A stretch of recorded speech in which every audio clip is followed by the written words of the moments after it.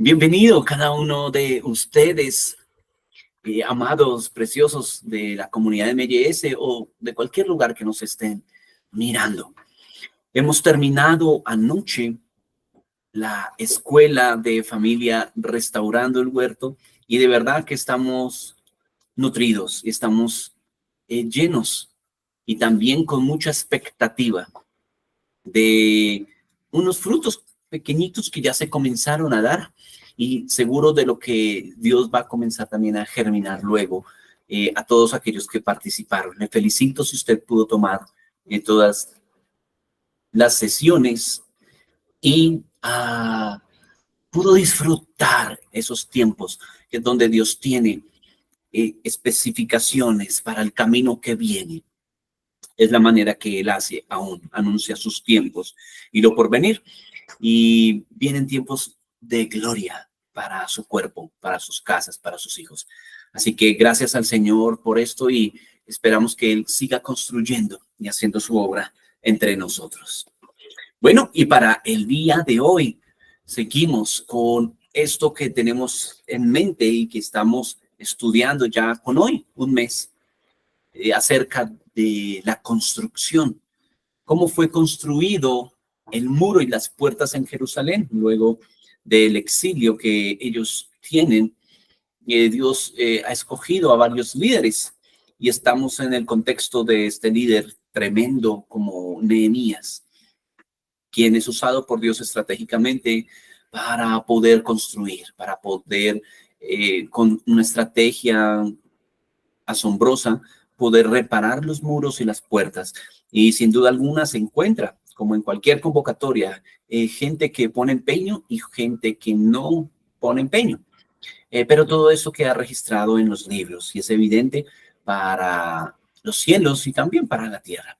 También en esta construcción se encuentra bullying, se encuentran burlas, se va a encontrar sabotaje, se van a encontrar luego, vamos a ver más adelante, cartas donde con amenazas se quiere impedir la construcción, en fin. Pero estamos viendo cómo eso paralelamente coincide con la construcción que el arquitecto Jesús hace en nuestras vidas para repararnos. Y comenzamos a ver entonces que Dios comienza a restaurar lo primero los muros, que van a representar la presencia de Dios. Eso vimos en la primera sesión. Luego también se van a construir las puertas y cada puerta va a tener un nombre. Son alrededor de 10 puertas alrededor de Jerusalén. Hace 8 días vimos las 3 primeras puertas. Hoy vamos a ver una más. Vimos hace 8 días esas 3 puertas que hablan del presente, pasado y futuro. La puerta de las ovejas, la puerta antigua y la puerta del pescado. Cada una respectivamente está hablando de un contexto de presente, pasado y futuro. Y hablamos cómo el Señor en el presente nos da bendición. Para el futuro nos da seguridad. Y el pasado nos restaura y nos dice que echemos cerrojo a lo pasado, bueno o malo. El que tiene sin duda alguna buenas cosas para nosotros. Sus pensamientos son más altos que los nuestros y sus planes más altos. Como está lejos el cielo de la tierra, sí son sus pensamientos, pero precisamente esos pensamientos son los que buscamos. En el Antiguo Testamento no era posible conocer esos pensamientos, pero ahora tenemos uno que quitó esa distancia entre cielos y tierra y podemos conocer esos pensamientos altos que Él tiene para nosotros. Así que en eso estamos. Y hoy vamos entonces a entrar en materia con la restauración de una puerta más. Y vale la pena, quería tomar 2 puertas más como hace 8 días, pero es una puerta especial. Es una puerta donde hay mucho que ver, mucho que detallar y que además hay un mensaje que va a enamorarle. Así como enamoró mi corazón cuando estudié esto con el Señor, sé que le va a enamorar a usted también, le va a tocar Dios, le va a sanar y se va a identificar, porque seguro en esta restauración de nuestra relación con el Señor y en la construcción de su reino, por cada una de esas puertas debemos nosotros atravesarlas, recordando siempre que como Jesús dijo, yo soy la puerta. Así que cada una de estas puertas vamos a encontrarnos siempre con Cristo. Siempre, siempre. Todo en el reino de Dios, todo en el cielo, siempre como fundamento tiene a Cristo. No hay nada separado de Él. Él es el centro. Él reúne todas las cosas. Así que todo siempre nos lleva a Cristo. Y hoy vamos a ver esa puerta. ¿Está listo? Invito entonces que tome su Biblia, evidentemente en el libro de Nehemías que venimos estudiando. Niños, tomen sus Biblias o sus apuntes, lo que sea que tomen, algunos que hacen dibujos, lo hagan y estemos ávidos para lo que el Señor quiere enseñarnos hoy, ¿de acuerdo? Y vamos a leer un versículo para empezar. Allí en Nehemías capítulo 3, verso 13.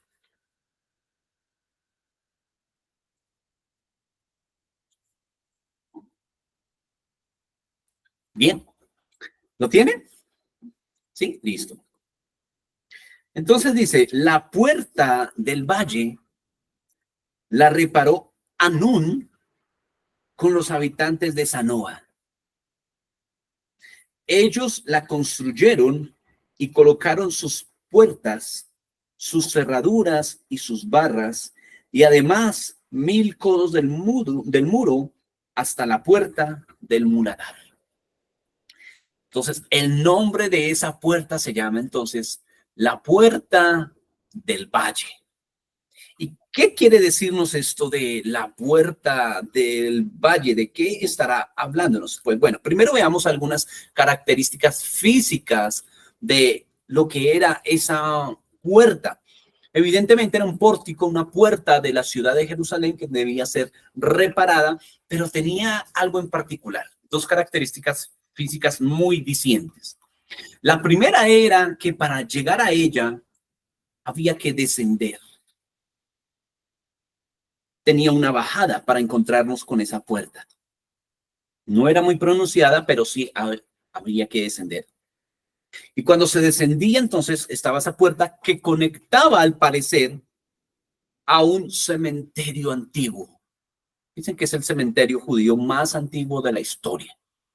Así que tiene estas dos características. Hay que descender y una vez se llega a la puerta, se abre y conecta hacia un cementerio, el más antiguo de la historia judía. Muy bien. Esto entonces va a tener un significado cuando estemos estudiando cuál es esa puerta a la que nosotros tenemos que comenzar. Entonces, veamos todo el contexto de lo que venimos hablando y el orden de restauración que en Dios, como ya muy bien sabemos, no hay nada puesto al azar, sino que hay un orden estricto. Dios es un Dios de orden. Así que comenzó con restaurar la puerta de las ovejas, tu presente. Si tú no en el presente no llegas a Cristo, no vas a poder resolver ni tu pasado ni tu futuro. Así que es la primera puerta. Luego se restaura el pasado, luego el futuro. Y ahora que tenemos esa seguridad de quiénes somos en Dios, hay un nuevo camino que Dios tiene. Y ese camino es quizás contrario. Estoy queriendo encontrar la palabra precisa. Dejémoslo en contrario a lo que hemos escuchado, que Dios tiene un camino de gloria para ti, lo cual es cierto, pero ese camino de gloria se vende, se predica como un camino de victorias únicamente, sin tropiezos, sin aflicciones, sin ansiedades, sin problemas. Vas a tener una vida donde Dios va a ser tu mago de Oz o tu rey Midas. Todo lo que toque se va a convertir en oro, va a abrir puertas y va a abrir oportunidades de negocio y vas a tener casas y carros. Ven y pacta por eso. Pero en realidad la puerta siguiente, lo que Dios quiere, como he dicho en algunas oportunidades, en otras enseñanzas, Él puede bendecirnos y nos está bendiciendo, pero quiere que le conozcas más allá de la bendición, al Dios que te bendice. Él no solo quiere que conozcas que Él puede darte el pan de hoy, de mañana. Él lo hace con las bestias del campo, con las flores del campo, que hoy son y mañana no son y son echadas al fuego. Pero así que Él quiere que conozcas al Dios que te bendice. Pero para conocerlo, el camino que viene ahora es un camino descendente. Un camino donde vas a empezar a descender. ¿Y qué es lo que desciende? Lo que desciende. todo tu hombre interior tiene que empezar a descender, a morir. Es por eso que cuando alguien conoce al Señor, y las predicaciones que hay en Hechos 2 y en diferentes oportunidades de Hechos, cuando Felipe, por ejemplo, se encuentra con el ministro de Hacienda de Italia, cuando Pedro da su primer sermón, la respuesta inmediata cuando uno acepta al Señor es: ¿qué hago ahora? Y lo primero es: bautícense. Tienen que bautizarse para perdón de pecados. Y generalmente se bautizaban en ese momento en el Jordán, en el río Jordán. Y Jordán precisamente habla este mismo significado: el que desciende. Jordán significa el que desciende. Así que lo primero que Dios comienza a hacer cuando tú estás frente a Él es que comienza un camino descendente. Es el camino que Él también tomó para poder llegar a colocarse la corona del Rey de Gloria que Él tiene hoy, de ser Señor de señores, de ser el Hijo de justicia, de cumplir a cabalidad y completamente lo que el Padre, lo que el cielo requería para que el hombre fuera salvo. Jesús tuvo que haber un camino descendente. Ese camino descendente lo conocemos muy bien, está muy explícito en Filipenses 2, versos 6 al 11, para que después pueda buscarlo, que dice que Él, siendo en forma de Dios, no estimó ni insistió en ser igual a Dios, sino que se hizo hombre. Ya basta con hacerse hombre, ¿no? No basta. Y siendo forma de hombre se hizo esclavo, siervo. Y no basta con ser siervo y con ser esclavo. Luego fue a la muerte, pero no cualquier muerte, muerte de cruz. Un camino que va descendiendo de Dios a hombre, a esclavo, y luego muerte y muerte de cruz. Y a causa de ese camino de descendencia, ahí sí tiene entonces una corona de gloria. Antes una corona de espinas. Generalmente se nos vende la corona de gloria sin el proceso, sin la letra pequeña del contrato de salvación. Antes viene la corona de espinas, el camino descendente. Ese es el evangelio que vengo a predicarles hoy, preciosos oyentes. Sin duda, Dios tiene grandes cosas para ti, pero eso es secundario. Él tiene cosas mucho más grandes, planes que abarcan generaciones, planes que tiene desde antes de la fundación del mundo y que van más allá de que tú tengas casa y carro y un buen trabajo. Eso son pequeñeces para el Señor, importantes, pero son cosas muy pequeñas. Y eso, para que entendamos eso y dejemos de buscar eso con todo nuestro ahínco, entonces tiene que Dios meternos en un camino descendente, donde comencemos a tener menos de nosotros. Si tú vas descendiendo, se va viendo menos de ti y comienza a crecer Cristo en ti. Y comienzas a descender hasta encontrarte con Cristo, la puerta del valle. ¿Y qué valle es ese? Un valle que te va a seguir diciendo: ahora condúcete al cementerio, a la muerte. Te va a conducir a la cruz. Y es entonces cuando van a aparecer hombres de Dios que van a usar esta línea: valle de muerte. Jeremías lo usó, Ezequiel lo usó, uno más conocido, David. ¿Recuerda ese famoso poema? Salmo 23, verso 4. Aunque ande en valle de sombra y de muerte, no temeré mal alguno. ¿De qué está hablando David? Es un poema precioso que no sabemos de memoria, pero que no tenemos ni idea de qué habla. Pues hoy estamos dando explicitez a eso. Estamos comiendo. David sabía que era entonces descender, que era ese valle de sombra y de muerte. Y ese es el valle, la puerta del valle que Dios te viene a hablar hoy. Ese es el mensaje que tengo para ti. Si has decidido creer en Cristo y vas a entrar más profundo en Él, te espera un valle de sombra y de muerte. Te espera un camino donde tú tienes que descender. Y es un camino necesario para todo aquel que se acerca a Él. No es una religión en la que estamos. Usted ha escuchado esta frase: Es cierto, es una vida que consiste en morir. Es un estilo de vida que consiste en crucificar nuestro hombre interior para encontrarnos con la manera ascendente de vivir de Dios, que funciona en el orden que Dios hizo. Primero murió para que haya resurrección. Dios no va a resucitar nada en ti si primero no has muerto. Si algo no ha muerto, ¿cómo se va a resucitar? Sigues vivo. Pero cuando tú comienzas a morir, Dios comienza a dar vida. Y voy a dar ciertos ejemplos. Entonces tú quieres entonces que tus hijos sean hijos de Dios. Enséñales, si son pequeños, enséñales desde temprana edad a lo que es la carne y a lo que es el espíritu. Y que estos deseos se enfrentan el uno al otro. Es contra el espíritu y el espíritu contra la carne, uno al otro. Entendiéndose por carne todo aquello que no quiere hacer la voluntad de Dios. Por ejemplo, ora a Dios. ¿Quién se levanta dentro de nosotros para decir, sí, oremos? El espíritu que se ha encontrado con Cristo. Pero ¿qué dice la carne? Estoy cansado. Tú no te imaginas lo muy cansado que estás. No te imaginas los problemas que he tenido. Pero dígale a la carne, bueno, pero entonces, si estás tan afligida, no comamos hoy, ¿cierto? Estás muy afligida. Ni te expongas a la televisión, no estás muy afligida. No, eso sí quiere. Él quiere dar apetito al, como dice la Biblia, al deseo de los ojos, al estómago, y a todo lo natural.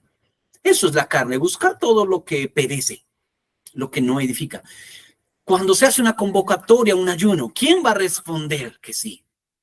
El espíritu dice, busquemos a Dios.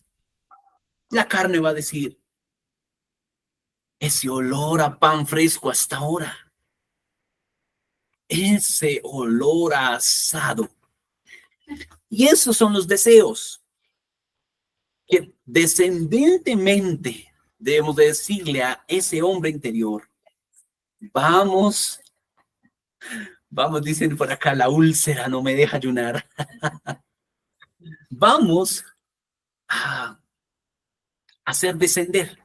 ¿Con qué fin? De encontrarnos con Cristo. Y cuando tenemos a Cristo de frente una vez más, va a decir, aún no se ha terminado esto. Viene otro camino de sombra y de muerte. ¿Qué es sombra y de muerte? Seguir muriendo al yo interior, pero también va a ser sombrío, un valle de sombra. Cuando está hablando de la sombra es algo que no hay claridad. Y tú empiezas a decir, ¿por qué entonces, si yo he muerto a mí mismo, no me salen las cosas bien? Le dije sí al Señor, pero aún sigo enfermo, aún tengo necesidades económicas, aún sufro injusticias. ¿Qué es lo que pasa? Y llorado. Mis hijos ya no son pequeños, no me hablen de eso, perdí la oportunidad, mis hijos ya son grandes y he llorado en oración por ellos para que en el lugar donde están sean transformados. He orado por mi esposo, por mi esposa, pero sigue siendo el mismo cabezón, el mismo mal geniado. Y he derramado lágrimas por él, por ella. ¿Qué pasa, Señor? Estás por el valle de sombra. Has descendido y aún no ves luz, no veo la luz de Dios. Lo único que puedo hacer es aferrarme a tus promesas, aunque no vea nada, aunque no vea nada. En ese proceso que aparentemente no está pasando nada, en esa puerta del valle, y ese valle que es sombrío, solo hay mortandad, y solo hay noticias de incertidumbre, como que nada sale. Si te has identificado tú con este camino y le has entregado tu vida al Señor y conscientemente, sin engañarte, has dicho, yo quiero vivir para Él, fallo, pero vuelvo y me levanto y sabe el Señor que delante de Él quiero seguirle. Dios te toma de la mano y dice, levántate. Tengo un proceso para ti llamado Valle de Sombra y de Muerte, que pasan todos sus siervos, sus hijos, y el mismo Señor Jesucristo. Pero antes de ver eso, quiero llevarle a un lugar más, donde se va a especificar 3 alabanzas, donde se va a mencionar el valle, la puerta del valle. Hay 3 salmos, escogí solo uno para hoy, donde se va a hablar de este valle con un mismo título. Es el Salmo 8, el Salmo 81 y el Salmo 84. Estos 3 tienen un mismo título, una parte del título es igual, que dice, va a encontrar que dice, al director del coro, uno va a decir Salmo de David, otro Salmo de Asaf y otro Salmo de Coré. Cada uno en su salmo, 8, 81, 84. Uno para David, otro para Asaf, otro para Coré. Los 3 salmistas. Escogí el 84 y los 3 coinciden en esto, en su título. Sobre Gitit, con T, sobre Gitit, salmo de, aquí dice, los hijos de Coré, el otro de Asaf y de David. Sobre Gitit, ¿qué quiere decir eso sobre Gitit? Antes hago una aclaración. Los títulos que hay en los salmos o en la Biblia son títulos que el hombre puso para darnos idea de lo que habla ese capítulo. Por ejemplo, Jesús David verdadera, el título allí en Juan 15. Ese título no estaba en el original. De hecho, no había ni apartes de versículos. Pero para hacernos entender, los traductores colocaron los títulos, pero no son inspirados. Lo mismo con los títulos de los salmos. El título original de la mayoría de salmos dice así, al director del coro o salmo de aquel, salmo de aquel. Entonces, el título original del Salmo 84 es director de coro sobre Gitit, salmo de los hijos de Coré. ¿Y qué es eso de sobre Gitit? Pues bueno, Gitit al parecer era o un instrumento o una melodía que se hacía específicamente sobre el tiempo de la cosecha de uvas. Así que el Salmo 8, el 81 y el 84 fueron compuestos en esa temporada sobre Gitit, una melodía que se cantaba, una canción, mientras había cosecha de uvas. Muy bien, entendiendo esto, entonces vamos a ir al Salmo 84, verso 6.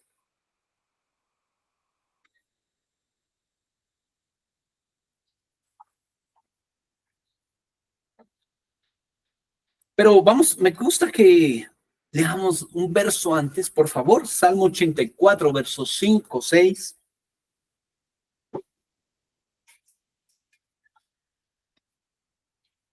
¿Listo? ¿Lo tenemos?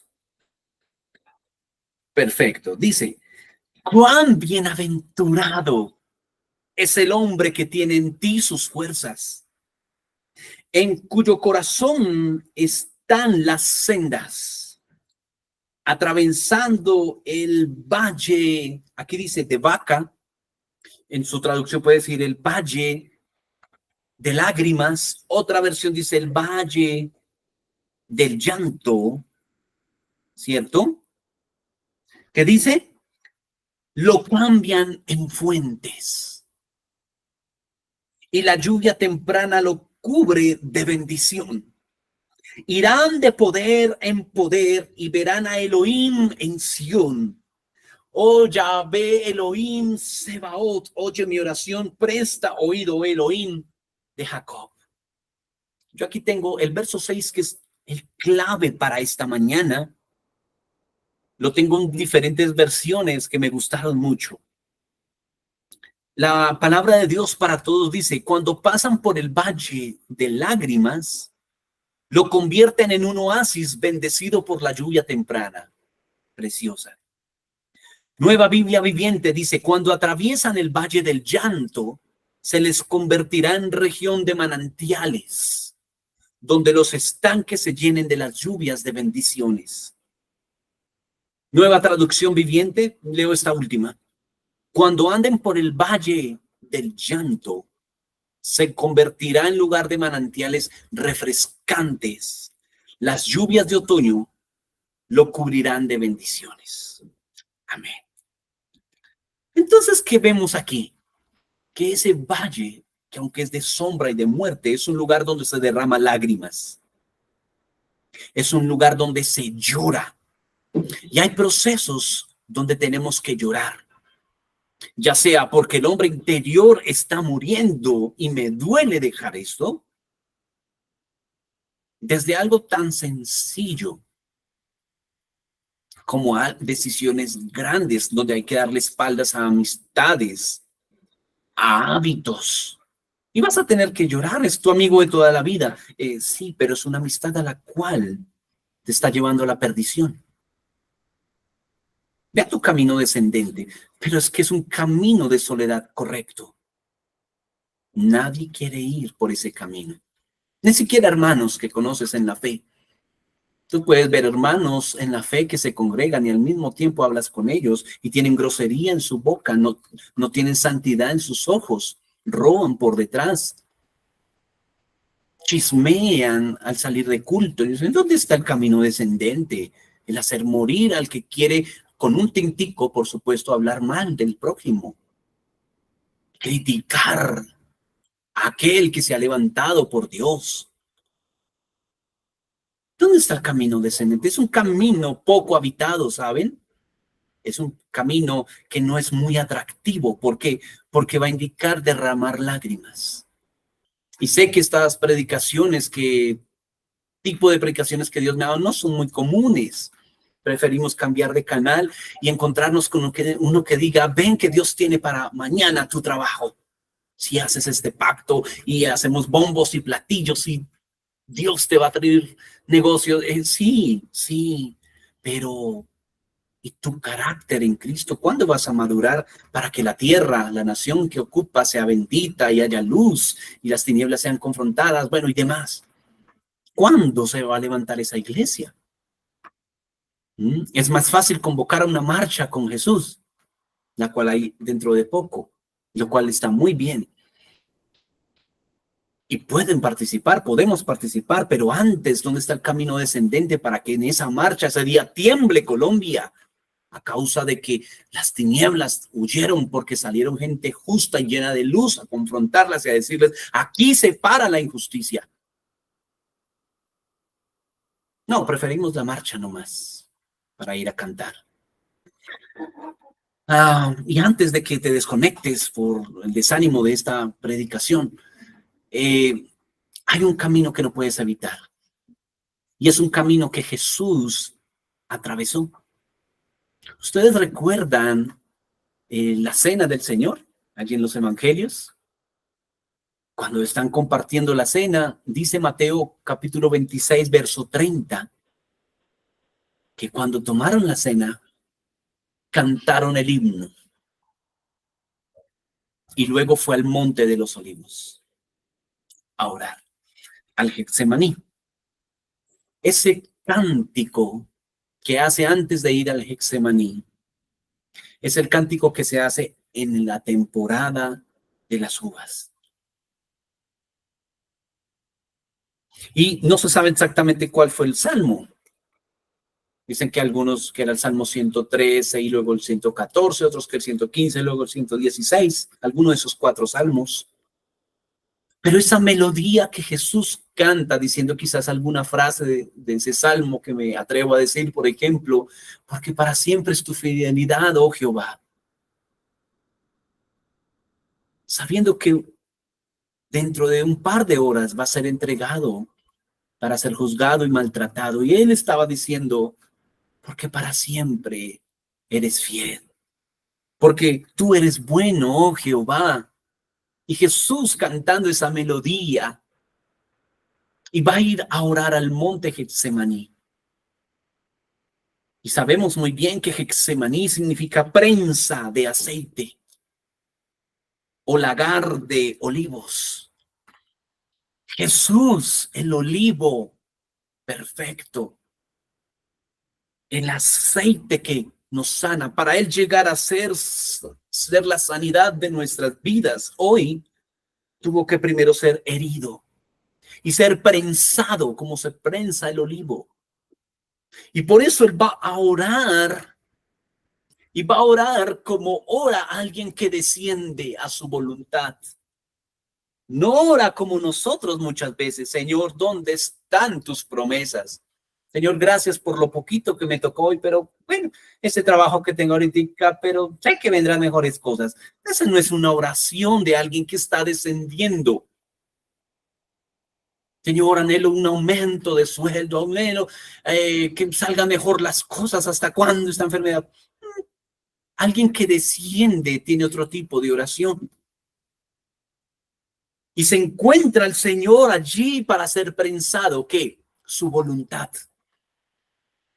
Siendo el Hijo de Dios, va al Getsemaní, y aunque ha cantado y ha hecho una melodía, viene y dice, ¿habrá otra manera de hacer tu voluntad? Pero que se haga tu voluntad. No vengo a decir que se haga mi voluntad. Haz tu voluntad, Padre. Yo quiero hacerla, pero quizás hay otro camino. Y vuelve a orar una segunda vez, preguntando su voluntad. Y vuelve a orar una tercera vez hasta que escucha un no. ¿Cómo sabemos que Dios le dijo no? Porque aquel discípulo que va a defenderlo cuando el soldado viene y le corta la oreja, Jesús le dice, ¿por qué haces eso? ¿Acaso la copa que mi padre me ha de beber, no la he de beber? Él entendió que tenía que beber de esa copa, que ese era el camino. El padre le dijo, no. Así que en ese valle de lágrimas te vas a encontrar con el no de Dios.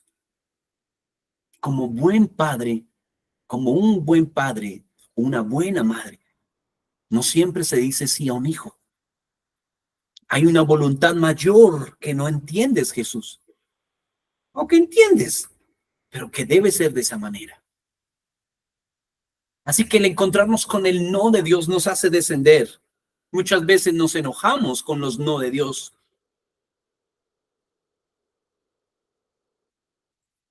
Y ese es el camino de la puerta del valle. Ahora, ¿qué tiene que ver esto con nosotros? Que Jesús dijo, yo soy la vid y ustedes son las uvas. Y en la temporada de cosecha, para que haya una cosecha, tiene que haber una madurez de esa uva. Para que esa uva sea dulce y sea un fruto agradable, entonces tiene que estar siendo nutrida por la vid. Por eso Jesús dijo, separados de mí nada puedes hacer. No puedes llevar fruto lejos de mí porque yo soy la vid que se sostiene. Y si se separa la uva de la vid, pues va a dañarse. Pero entonces en el momento del Gidit, cuando se hace la melodía, este canto de pasar por el valle del llanto, era cuando se recogían las uvas ya están en cosecha, se quitan para hacer el buen vino. Así que todo es puesto en un lagar y comienzan a ser pisadas las uvas. Los viticultores están allí pisando las uvas y cuando las pisan, están cantando estos salmos mientras pisan las uvas.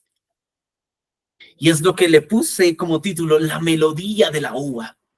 Si tú estás siendo pisado y formado en tu carácter, donde estás siendo pisoteado en tu yo, tu hombre interior está siendo machacado en un proceso de valle de sombra de muerte, donde has derramado lágrimas, es porque Jesús está haciendo de ti una uva útil, cuyo fruto, cuyo vino va a ser para él mismo. Ese fruto, ese cántico que se tiene que elevar en medio de la circunstancia difícil. En el medio del valle de la sombra y de la muerte que David atravesó por tantas temporadas en su vida, él comenzó a decir, Jehová es mi pastor y nada me falta. No nada me faltará, nada me falta. Es la verdadera y correcta traducción. Él es el Señor que me pastorea junto a aguas de reposos y hace descansar mi alma. Conforta mi alma y me guía por sendas de justicia por amor de su nombre. Unge mi cabeza con aceite, mi copa está rebosando. Aunque ande en valle de sombra y de muerte, no temeré mal alguno. En el valle, en lo sombrío que ahora no puedes ver, no temas. No temas mal alguno, porque ciertamente hay un fin para aquel que decide ser machacado, para aquel que dice, voy a beber esta vez de tu copa, y atraviesa ese valle de lágrimas. Pero los que deciden atravesar ese valle de lágrimas a causa de obedecer al Señor, de ese camino descendente, pasa lo del Salmo 84:6. Todas esas lágrimas, todo ese proceso de aflicción va a ser transformado por un manantial. No temas mal alguno, que si has llorado por causa de Cristo, eso se va a convertir en un manantial refrescante y de sanidad. En Cristo no hay lágrima que se pierda. Cuando tú estás delante de Dios, todo cuenta, todo se abona o también todo se descuenta. Cuenta cuando paras, cuenta cuando decides seguir adelante, cuenta cuando vas un paso atrás. Todo delante de los ojos del Señor cuenta y vale. Pero si has decidido continuar y animarte, ese valle de lágrimas, todo ese cúmulo de sufrimiento, donde has esperado por su promesa para que venga su luz, para que venga la sanidad, para que venga la provisión, Dios dice, no temas mal alguno. No temas, porque será convertido en valle, en un estanque de manantial fresco. Así que si estás atravesando por ese valle de lágrimas, es porque estás siendo exprimido. Pero ¿qué quiere Dios que salga de ti en medio del proceso? Una melodía. Que tú, uva que me escuchas, pámpano que me escuchas, en la mano de Dios, este viñedo en el cual Dios es el Señor, Dios es el sembrador que te sembró a ti, te ha visto crecer y que espera fruto de ti y que llama a su pueblo viñedo cerrado, huerto cerrado mío eres. Él espera que en medio de que está siendo partida tu voluntad, esperando en Él, y a ti que has sido fiel al tu altar, que has sido fiel a la oración, has sido fiel en tus diezmos, has sido fiel en tu ofrenda al Señor, en presentarte cada mañana o en cada estatuto que Dios te ha dado o en todo voto que le has hecho al Señor. Y Él es el Señor, como cantó Jesús, Él es fiel.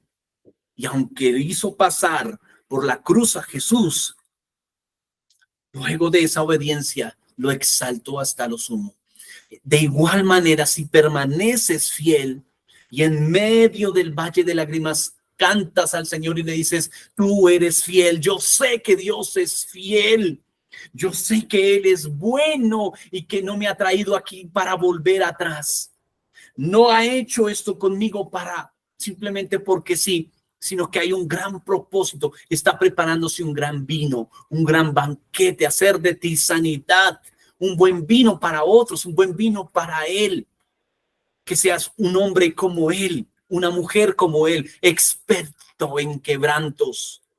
De tal manera, cuando veas a otros en sufrimiento, no seas indiferente, ni te sientas bien, porque tu vida está logrando el éxito que te propusiste. Ese no es el hombre ni la mujer que Dios quiere de ti. Él quiere que cuando veas a otros en sufrimiento, tú sepas que es eso y llores con el que se llora.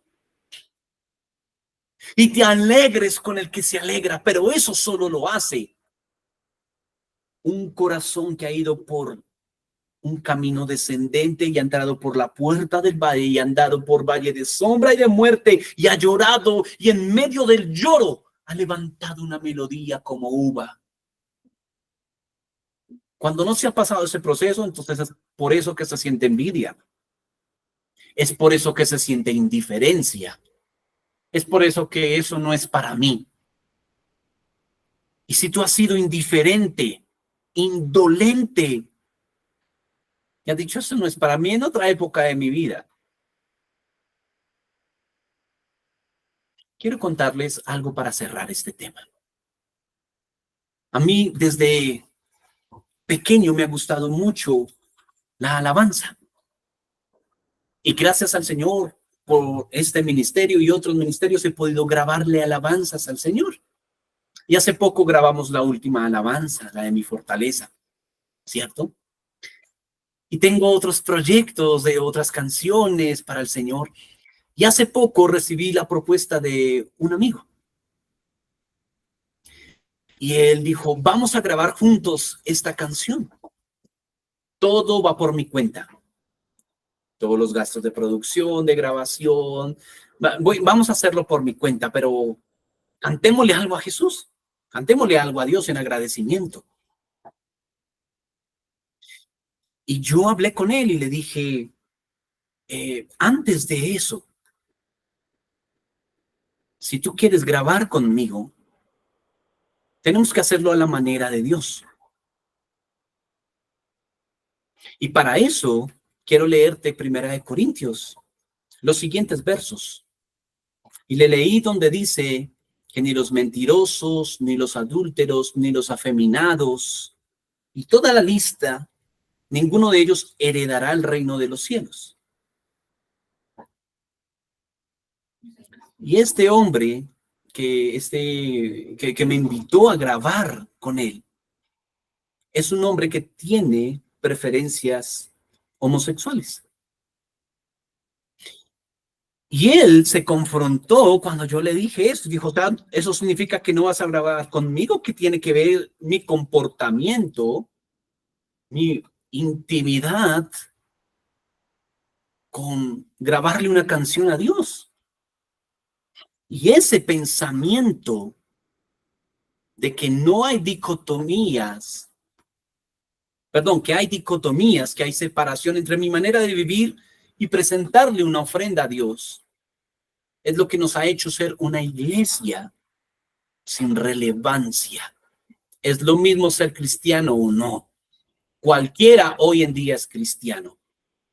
¿Por qué? Porque pues yo tengo mi manera de vivir, pero tengo a Dios y démosle gracias a Dios por lo bueno que ha sido. Pero ese no es el evangelio. El evangelio es que si tú tienes preferencias homosexuales, eso es respetable. Pero sabes que tienes que darle cuenta al Señor y que esa manera de vivir te separa de Él. Y cuando mueras, no vas a tener una eternidad con Cristo Jesús. Miren el detalle de lo que estamos hablando. Evidentemente esto fue confrontante para este hombre que me invitó a grabar.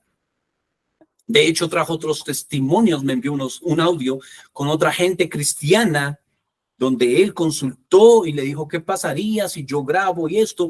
Y la respuesta que le dieron es que tenemos libertad para hacerlo. Yo tengo aquí a mi esposa que me está escuchando y no me deja mentir.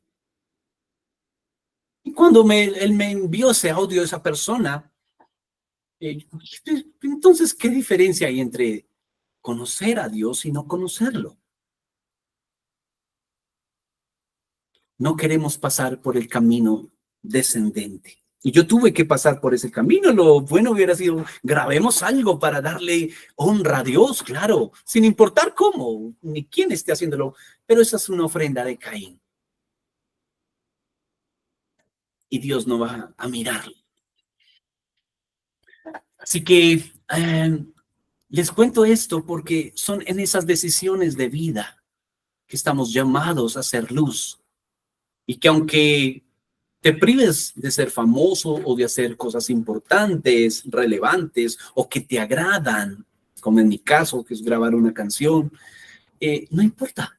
Estamos llamados a menos de nosotros, menos de nuestros sueños, para vivir a su manera.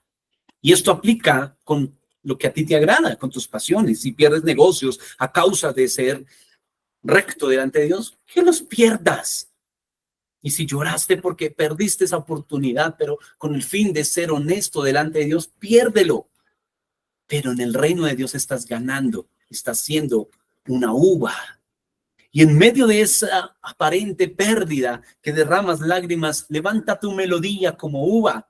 Es el tiempo donde las uvas, donde el pueblo de Dios como uva debe levantar una melodía en medio de la aflicción. Jesús dijo, en el mundo van a tener aflicción, pero confíen, yo he vencido al mundo. ¡Qué promesa!, ¿no? ¿Por qué no dijo, en el mundo yo les voy a hacer todo y van a vivir tranquilos? No se esfuercen. Eso fui a la cruz. Solo traigan sus ofrendas. Ese no es el evangelio. El evangelio es, vas a tener aflicción, momentos difíciles, vas a tener que educar a unos hijos tercos, te voy a dar un esposo terco, una mujer que no va a querer nada de Dios, en fin, vas a sentirte muy mal por dentro, de hecho vas a enfermar otras veces, en fin, un camino que Dios tenga para ti, donde tengas que ser procesado y atravesar el valle de sombra y de muerte, pero que al final todas esas lágrimas Dios promete que serán cambiadas. Y a ti que has derramado lágrimas por diferentes procesos en Dios y has esperado en Él, la luz brillará. El agua de Dios vendrá. La provisión de Dios vendrá. Él no te dejará. No tengas temor alguno. Aunque ande en valle de sombra de muerte, no temas mal alguno. Él va a infundirte aliento. Él va a cambiar las lágrimas en estanque. Es lo que el Señor te dice en este día. Le invito a que oremos como uvas, que cantemos, que tengamos a Cristo como nuestro ejemplo, aquel que fue experto en ser prensado en su voluntad, en tantas cosas que con su poder podía hacer, podía hablar, podía vengarse o demostrar su poder. Fue prensado y descendió. Fue prensado siendo el verbo de Dios, se calla para no hablar sus palabras, sino todo lo que habló, dijo él, lo hablo porque mi Padre me dice. Si yo tuviera el poder de Jesús, la sabiduría de Jesús, me tomarían mis pequeños tiempos o muchos tiempos para decir unas cuantas verdades. O para demostrar que soy el Hijo de Dios, pero él no le interesaba esto. Descendió hasta la muerte y muerte de cruz para luego ser exaltado. Ese es el camino que nos promete el Señor si queremos en Él ser exaltados. Humíllate bajo la poderosa mano del Señor y Él te exaltará sobre. Amén. Oremos, queridas uvas, y cantemos, que sea un tiempo de alabanza y cantemos al Señor. ¿Le parece? Padre, gracias por todo este viñedo al que nos has hecho partícipes. Algunos, Señor, has afligido, otros comenzarán prontamente, pero a todos nos llamas a descender al Jordán, a bautizarnos una y otra vez. Esto no es de echarnos agua, sino de descender una y otra vez hasta parecernos a ti en todo. Bautiza nuestros ojos, bautiza nuestras manos, que descienda nuestro corazón y todas nuestras búsquedas estén rendidas a ti. Por eso cantamos hoy que toda corona la rendimos a ti. Todo lo que hemos recibido es tuyo. Rendimos todo lo que nos has dado. Rendimos el futuro que viene. Lo rendimos a ti. Y a los que han derramado lágrimas, a los que han perdido sueños a causa tuya, Señor. Oh, Señor. Grande es su recompensa. Bienaventurado el que tiene en ti sus fuerzas. Bienaventurado el que tiene en ti sus fuerzas. No bienaventurado el que ha ganado, sino que ha hallado fuerza en la voluntad de Dios. Yo quiero esa dicha. Gracias porque en tu redoma, en tu mano, tienes todas las lágrimas de tu viñedo, de tu pueblo, y será cambiado, Señor, el estanque de aguas. Manda tu lluvia, manda tu Espíritu Santo, Señor, y tu consuelo para aquellos que han sienten desmayar, reciban fuerzas para seguir adelante, para que sigan creciendo, para que sigan creyendo. Sean apagadas las voces del diablo que les desanima, les dice no continúen, de nada sirve servir a Dios, de nada sirve el seguir, mira todo lo que has dado, lo que has ofrendado, cómo has buscado y de nada has servido. Sí has servido, te dice el Señor, me eres útil, estoy preparando un buen vino, un banquete. Envía tu consolación, Espíritu Santo, una y otra vez. Envíalo. Y recibimos de ti la fuerza para continuar y parecernos a Cristo. Oramos en el nombre de nuestro Mesías, el Señor Jesucristo. Amén y amén. Que el Señor te bendiga y ánimo en Dios. Bendiciones.